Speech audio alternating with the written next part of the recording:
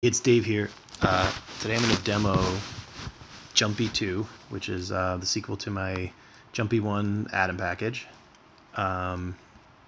Basically, it's an extension that gives you hotkeys to jump around in code or text files and jump between panes.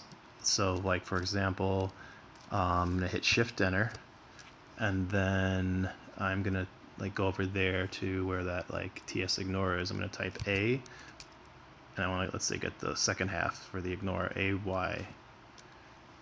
And so I jump there, and then I can actually, jump around, jump back, and I can actually use VS Code's built-in back and forth mechanisms to just jump between there at that point. And then, so I have that bound to backspace and shift backspace because I use Vim. So I actually open up Jumpy with just the F key, which replaces the Vim F functionality.